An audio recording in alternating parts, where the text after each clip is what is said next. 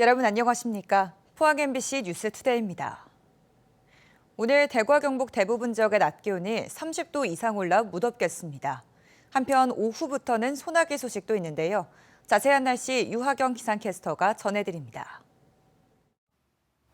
장맛비가 잠시 쉬어가니 바로 더위가 기승입니다. 현재 안동과 예천, 의성에는 폭염주의보가 발효 중이고요. 금요일 아침 기온은 어제와 비슷하지만 낮 기온은 대구와 경주 33도, 안동은 32도까지 오르겠고요. 포항은 29도 예상됩니다. 경북 동해안 일부를 제외한 대부분 지역에서 30도 이상 치솟겠고요. 특히 폭염특보가 발효된 경북 북부 내륙은 체감온도가 33도 이상으로 올라 매우 무덥겠습니다. 오늘도 대체로 흐린 가운데 소나기 소식이 있습니다. 대구와 경북에는 오늘 오후부터 저녁 사이 5에서 40mm의 소나기가 예상되고요. 소나기가 내리는 지역에서는 돌풍과 천둥, 번개를 동반한 시간당 20mm 내외의 강한 소나기가 내리는 곳도 있겠습니다. 한편 오늘도 낮에는 볕이 뜨겁게 내리쬐며 자외선 지수도 매우 높은 단계에 예상되는데요. 습도도 높아 무더운 날씨에 건강관리 잘하시기 바랍니다. 내일까지는 소나기 소식과 함께 무더운 날씨가 예상되고요. 모레부터 다시 장맛비가 시작돼 다음 주까지 길게 이어질 전망입니다. 날씨였습니다. 요즘 전 세계에 관심이 집중되고 있는 분야가 바로 인공지능인데요. 포항시가 인공지능을 빨리 학습시킬 수 있는 최첨단 시설인 AI 가속기 센터 구축에 나섰습니다. 인공지능을 원활하게 구동할 수 있는 인프라 구축 없이는 산업도시의 경쟁력을 유지할 수 없다고 판단했기 때문입니다. 이규설 기자입니다. 핸들 조작 없이 인공지능이 알아서 운전을 합니다. 연료 투입에서 공정 제어까지 인공지능이 최적의 공정을 찾아 거대한 공장을 돌립니다. 인공지능이 추천해준 옷을 클릭 한 번으로 모델에게 입혀보고 마음에 드는 옷을 고릅니다. AI, 즉 인공지능 기술의 발달로 가능해진 현실입니다. 하지만 인공지능을 구동시키려면 데이터를 엄청난 속도로 처리할 수 있는 초고성능 슈퍼컴퓨터가 필요한데 이 시설이 바로 포항시가 1,000억 원을 들여 구축하려고 하는 AI 가속기 센터입니다. AI 가속기라 함은 AI를 빨리 학습시킬 수 있는 아주 강력한 컴퓨팅 파워를 가진 GPU 서버들을 모아놓은 그 슈퍼컴들을 말합니다. 그래서 최근에는 그 슈퍼컴 인프라를 가지고 있는 기업들이 사실 글로벌 AI를 선도하고 있거든요.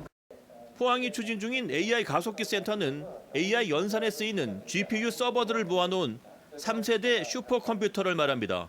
우리가 기존에 알고 있는 중앙처리장치, 즉 CPU 기반의 슈퍼컴퓨터와는 다른 개념으로 전 세계 AI 연산에 쓰이는 GPU를 공급하는 회사가 바로 미국의 엔비디아와 대만의 TSMC입니다. 공장 자동화가 기업의 주요 경쟁력이 된 지금 AI 가속기 인프라 구축 없이는 산업도시의 경쟁력을 유지할 수 없는 상황이 된 겁니다. 철강 산업도 마찬가지입니다. 앞으로 AI 가속기나 AI 관련된 연구나 이런 것들이 제대로 이 밑바닥을 깔아줘야 그런 산업들이 더 크게 도약할 수 있기 때문에 세계적인 경쟁력을 갖추는 데는 꼭 필요합니다. 2020년 6월 생성형 AI GPT-3가 등장하며 세상은 빠르게 변하기 시작했습니다. 국가는 물론 지자체도 그 속도를 따라잡지 못하면 도태될 수밖에 없습니다. MBC 뉴스 이규설입니다. 임미애 더불어민주당 국회의원이 최근 농사용 전기요금이 급등해 수산 양식업체 37곳이 줄폐업했다고 주장했습니다. 임 의원실이 수협중앙회로부터 받은 자료에 따르면 양식장에서 주로 사용하는 농사용 전기요금은 2022년부터 지난해까지 52.7% 올랐습니다. 임 의원은 전기료가 오른 2022년과 2023년에는 37곳이 폐업했다며 도축장과 미국 종합처리장 등 중요 기간 산업에 부여하는 전기요금 특례를 양식장에도 적용해야 한다고 주장했습니다. 윤석열 대통령이 직접 발표한 동해 석유가스전 탐사 시초가 오는 12월부터 시행됩니다. 포항에선 지진에 대한 우려도 나오고 있는데요.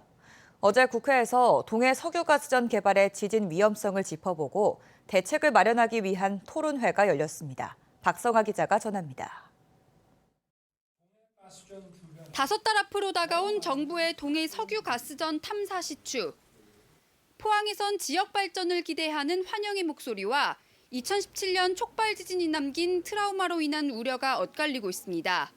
이런 시민들의 불안을 해소할 수 있도록 대책을 마련하기 위한 토론회가 국회에서 열렸습니다. 김광희 부산대 지질학과 교수는 미국, 러시아, 네덜란드 등 가스와 석유 개발로 유발 지진이 발생한 사례들을 소개했습니다. 이어 세계적으로 보고된 유발 지진의 11%가 전통 방식의 석유 가스 개발로 발생했다고 설명했습니다. 공해에서 석유나 가스를 개발한다 그러면 전통적인 방법으로 석유를 개발할 것 같은데 그 방법을 사용해도 지진이 발생을 하더라. 김 교수는 사전에 해저 단층에 대해 충분히 조사하고 시추 단계에서부터 전조 증상 등을 철저히 감시해야 한다고 강조했습니다.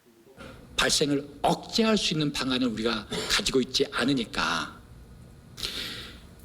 시작하기 전에 좀 조심해야겠다. 시추를 하는 단계에서부터 우리가 모니터링을 하고 시추 과정에서 일정 규모 이상의 지진 발생 횟수가 증가할 경우 사업에 대한 검토가 필요하다는 의견도 제시됐습니다. 규모 한 3.0 이상이나 이런 것들이 잦아지고 이게 지진이 점점 더 잦아지고 한다면은 거기에 대해서 우리가 좀 더 심도 있게 검토를 하면서 추진을 해야 되지 않냐. 토론회에 참석한 석유공사 관계자는 생산 과정이 아닌 탐사 시추 과정에서 지진이 발생할 가능성은 매우 낮다고 설명했습니다. 생산을 할 때는 굉장히 조심을 해야 될 거는 맞는 것 같습니다. 이거는 굉장히 피할 수 없는 그런 것 같고요. 근데 이제 시추를 좀 구별을 하셔서 말씀을 하셔야 될 것 같은데 그런 단층이나 균열대를 피해서 시추합니다. 토론회를 주최한 더불어민주당 임미애 의원은 시민들의 불안을 가장 먼저 해소해야 한다며 해저 지질 조사를 강화하고 지진 위험성 평가를 준비해야 한다고 밝혔습니다. 작은 지진이라도 발생할 여지가 있는지 국회에서는 이것을 심각하게 들여다보고 혹여라도 그런 우려가 있다면 사전에 조치를 취하는 것이 국회가 해야 할 일이기 때문에 석유공사는 안전대응 TF팀을 구성해 지진 등 안전 우려를 해소하고 지역사회와 소통을 강화하겠다고 밝혔습니다. MBC 뉴스 박성아입니다. 경북 동해안의 유네스코 세계지질공원 지정을 위한 유네스코 현장 실사가 어제부터 나흘간 진행됩니다. 이번 현장 실사는 호미곶 둘레길과 양남 주상절리 등 포항과 경주, 울진, 영덕일원이 지정 요건에 충족하는지 확인하기 위한 것으로 지질유산의 가치와 보존 및 관리 구조 등을 중점적으로 점검합니다.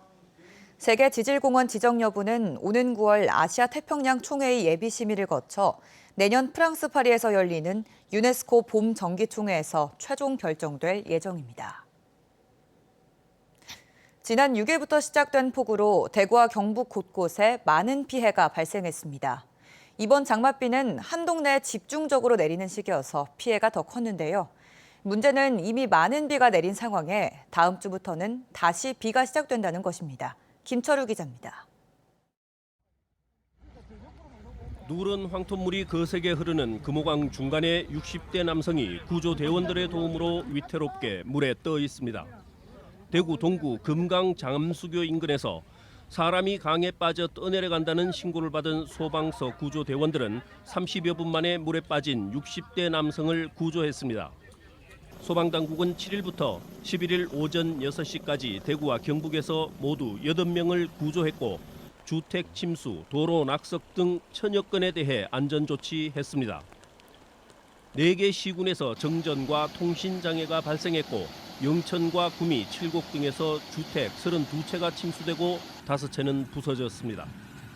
전국 농경지 9,500여 헥타르가 침수됐고 전체 피해의 73%가 충남에 집중된 가운데 경북에서는 의성이 326헥타르로 피해 면적이 가장 넓었고 영천 166, 성주 57, 김천 43헥타르가 침수됐습니다.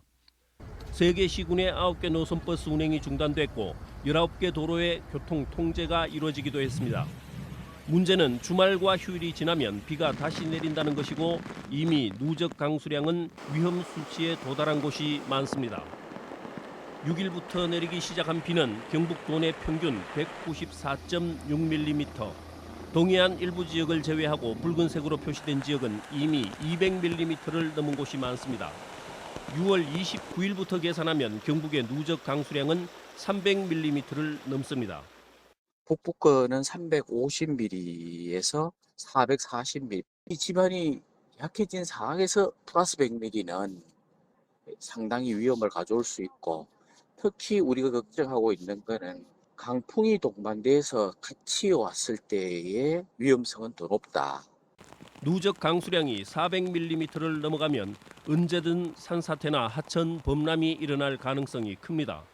경북도는 다음 주부터 비가 다시 시작돼 17일과 18일 큰 비가 또 내릴 것으로 보고 비상 대비에 돌입했습니다. 이번 비에 충남에서는 새벽 2시가 넘어 주민들을 대피시키는 위험한 상황이 발생했다면서 사전 대피에 주민들이 적극적으로 협조해 줄 것을 요청했습니다. MBC 뉴스 김철우입니다. 경북에서 지난 5년간 여름철 물놀이 사고로 총 23명이 사망한 것으로 집계됐습니다. 이는 강원도 30명에 이어 전국에서 두 번째로 많은 규모입니다. 행정안전부는 사고 위험이 큰 시기는 장마가 끝나고 폭염이 기승을 부리는 7월 말부터 8월 초에 집중됐고, 사망 원인은 수영 미숙과 안전 부조의 등이 많았다고 밝혔습니다. 지방도시들은 원도심이 침체되는 공통점이 있는데요. 상주시가 침체된 원도심을 살리기 위해 도시 주요 기능을 원도심에 집중시키는 압축도시 만들기를 추진 중입니다. 최근 국토부의 공간혁신구역 선도사업 후보지로 경북에서 유일하게 선정되면서 압축도시 사업에 속도가 붙을 것으로 보입니다. 김경철 기자가 취재했습니다. 지난 1988년 지어져 올해로 36년 된 상주시 청사. 본청 직원만 500명이 넘는데 주차 가능 대수는 136대에 불과합니다. 주차장은 민원인 차량까지 뒤섞이며 매일 전쟁 중입니다. 일할 공간도 협소하긴 마찬가지입니다. 본청 외에 별관 3개동이 추가로 들어섰지만 이젠 더 이상 별관을 지을 공간조차 없어 40명의 직원은 민간 사무실에 새들어 일하는 실정입니다. 시청 바로 뒤 문화회관과 상주 도서관도 지어진 지 30년 이상 지나 노후화됐습니다.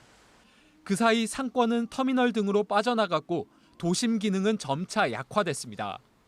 상주시가 침체된 원도심을 살리기 위해 압축도시 만들기에 속도를 내는 이유입니다.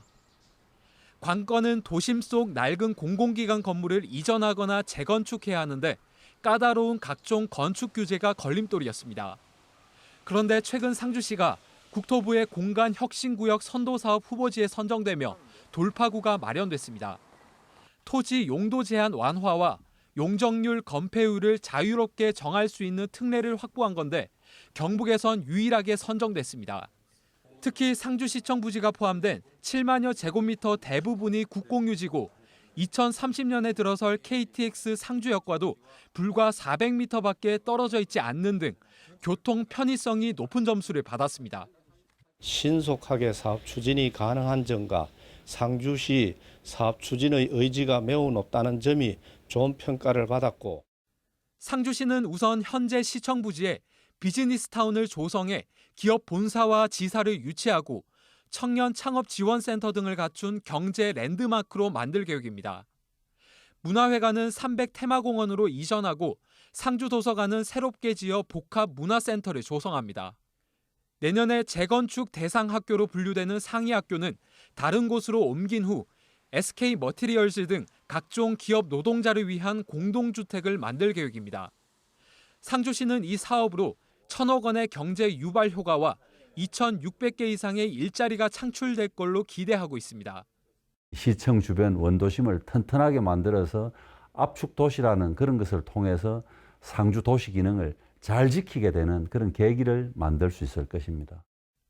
상주시는 구체적인 공간 재구조화 계획을 세운 뒤 주민 의견 수렴을 거쳐 내년 중 공간 혁신구역 선도사업지로 최종 확정될 예정이고 오는 2027년부터 착공에 들어가겠다는 목표입니다. MBC 뉴스 김경철입니다. 주차장의 진출입로를 막고 있거나 여러 칸의 주차구역에 걸쳐 주차한 차를 견인 조치할 수 있도록 법 개정이 추진됩니다. 송원석 국민의힘 국회의원이 대표 발의한 관련 법률 개정안은 차를 무단으로 방치해서 다른 사람의 주차나 통행을 방해하면 견인할 수 있도록 하는 내용을 추가했습니다. 현행법에 따르면 타인 토지에 자동차를 무단 주차하거나 방치해도 경찰이나 지자체가 조치를 취할 수 없고 토지 소유주가 임의로 조치하면 재물 손괴죄로 처벌받을 수 있습니다. 경북교육청이 6천만 원의 예산을 들여 청각장애 학생 11명에게 인공와우 시술을 지원합니다. 교육청은 지난달 청각장애 학생들의 장애 정도와 가정 환경을 감안해 6명에게는 인공와우 내외부 장치 교체를 지원하고 5명에게는 보청기 구매비를 지원하기로 했습니다. 경북교육청은 지난 2022년부터 지금까지 40명에게 인공와우 시술을 지원했습니다. 국립경주문화유산연구소는 경주 힐튼호텔에서 현미경으로 들여다보는 신라 왕경인의 생활환경 학술대회를 개최했습니다. 학술대회에선 경주에서 조사한 꽃가루 연구 사례와 기생충 알을 바탕으로 과거 질병을 분석한 사례 등의 주제 발표가 이어졌습니다.